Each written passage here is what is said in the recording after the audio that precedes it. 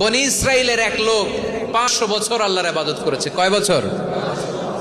কোথায় জানেন? সাগরের মাঝখানে এক পাহাড়, ওই পাহাড়ের উপরে বসে 500 বছর টানা আল্লাহর ইবাদত।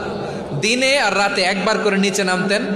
সেখানে আল্লাহ তাআলা পাথরের ভেতর থেকে তার জন্য মিঠা পানির ব্যবস্থা করে দিয়েছেন, আর একটা ডালিম গাছের ব্যবস্থা করে দিয়েছেন। সকালে নামলে একটা টসটসে ডালিম, রাতে নামলে টসটসে ডালিম।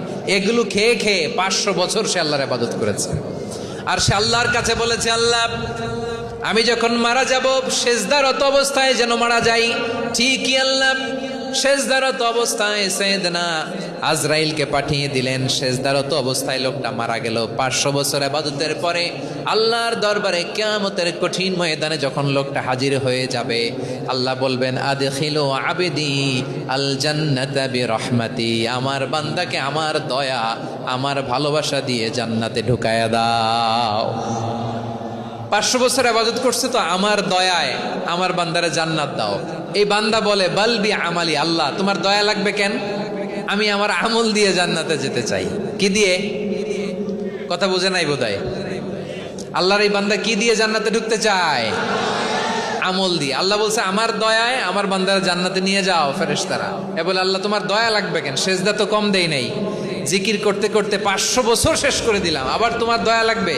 আমি তো আমার আমলেই জান্নাতে যেতে পারি। আল্লাহ বলবেন, তাই ঠিক আছে, আমি চাইলাম দয়া দিয়ে জান্নাত দিব, তুমি চাইলে আমল দিয়ে ঢুকবা। ঠিক আছে, তোমার আমল আর আমার যে দয়া দুইটার একটু মাপ দেই।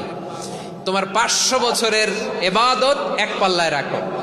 আর আল্লাহ বললেন, আমি যে দয়া করে এই দুনিয়ার নাজ নেয়ামত বিউটি সৌন্দর্য দেখার জন্য তোমার দুটা চোখ দিয়েছিলাম, দুটা নয় একটা চোখ আরেক পাল্লায় রাখো। রাখা হবে, দেখা যাবে ওই 500 বছরের ইবাদত হালকা হয়েছে, আর মুহূর্তের মধ্যে আল্লাহর দেয়া একটা চোখের নেয়ামত ভারী হয়ে গিয়েছে।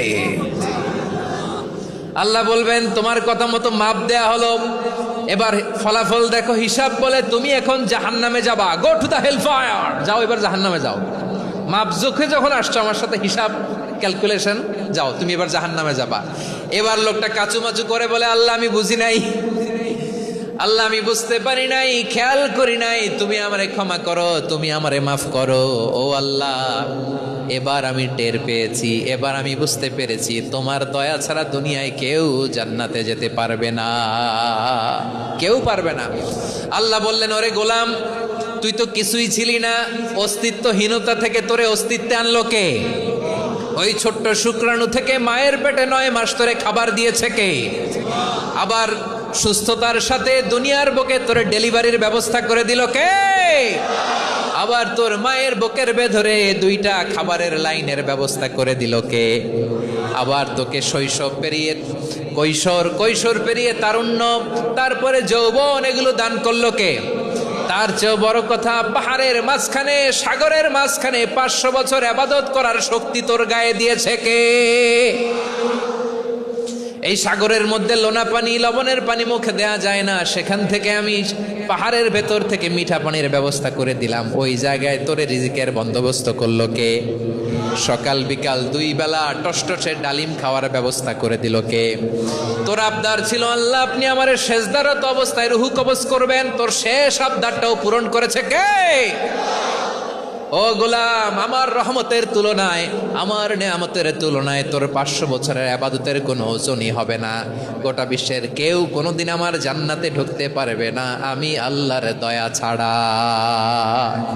হুয়ার রহমানুর রহিম, তিনি দয়াময়, তিনি মেহেরবান। জিব্রাইল আলাইহিস সালাম বিশ্বনবীর এই লম্বা হাদিসটা যখন শোনালেন, আমি যা যা বলছি এটা বিশাল এক হাদিসের অনুবাদ। বললেন, ইয়া মুহাম্মদ, এই দুনিয়ার সবটাই চলে আল্লাহর রহমত দিয়ে। হাদিসের শেষ কথা, সব চলে আল্লাহর কি দিয়ে? তখন বিশ্বনবী সাহাবাদের বললেন, ও সাহাবারা শোনো,